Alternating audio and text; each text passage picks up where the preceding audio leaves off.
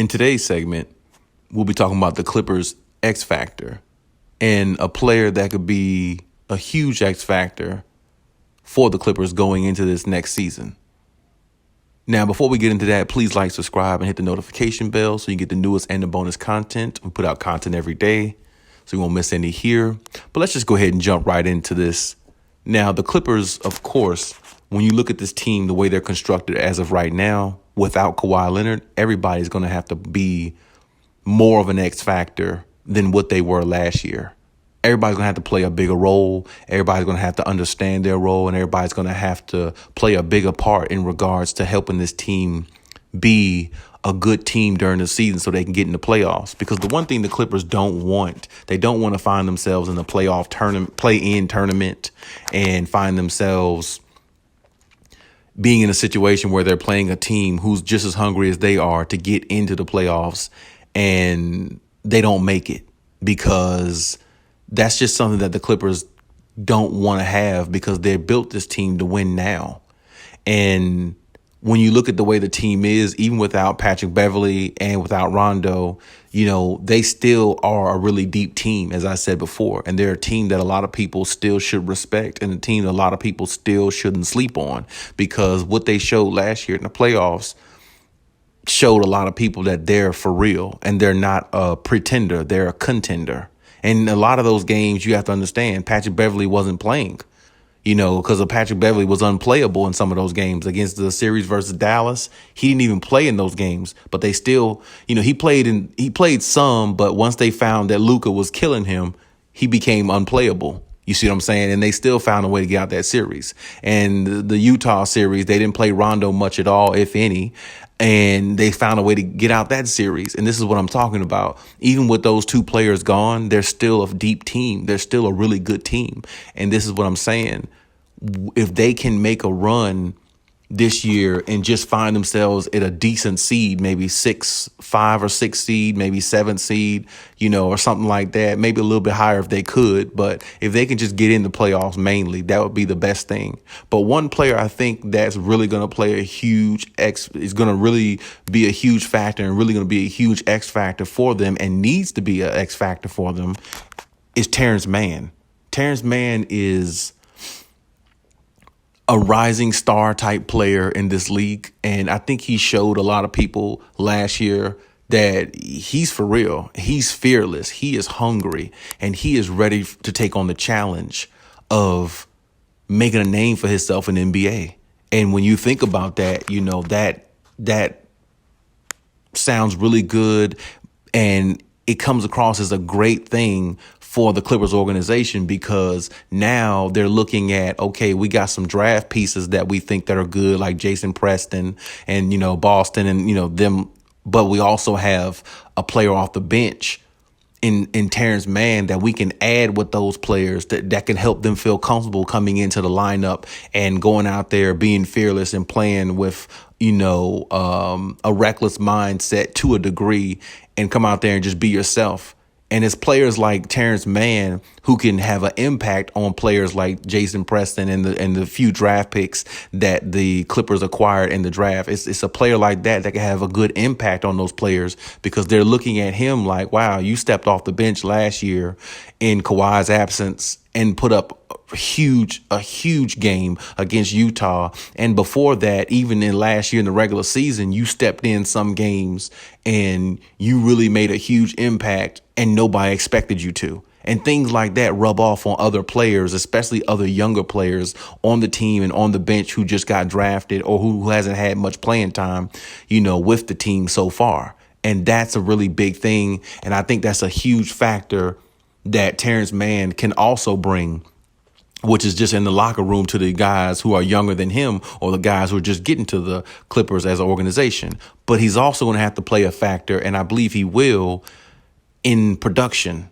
because I feel like, last year he averaged like 10 points a game. I think it's like 10.7 a game. This year, I think he's going to average somewhere around 16 points a game.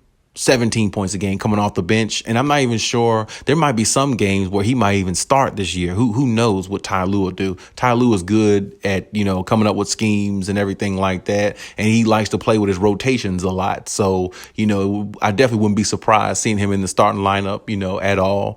And but if he does come off the bench, either way, if he comes off the bench or he's in the starting lineup, I think he still scores about 16 points a game either way. 16, 17 a game, either way, whether he's in the starting lineup or coming off the bench. I do think he'll still come off the bench, but still, I think he'll be a factor in that way, because upping his production is just something that I can see him doing with Kawhi Leonard even being there. When Kawhi Leonard comes back, I still think he's going to average 16, 17 points a game, because I feel like he's turning into a tougher, stronger-minded Jason Terry. I feel like he's going to be that type of player, come off the bench, come in there, put up quick points, be fearless, and enjoy the moment when he's in there. And that's exactly what type of player Jason Terry was. Now, of course, Jason Terry, over his career, always been a good three-point shooter. And Terence Mann is not a bad three-point shooter himself, but he can come in there and at least shoot 45, 50%, somewhere in that range from the field like he did last year.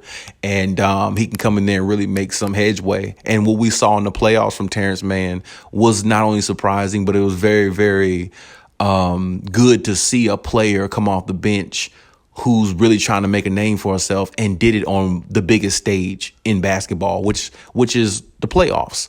And, that really resonated with the team, I think, and having him on there, it's almost as if they know they have a rising star in him.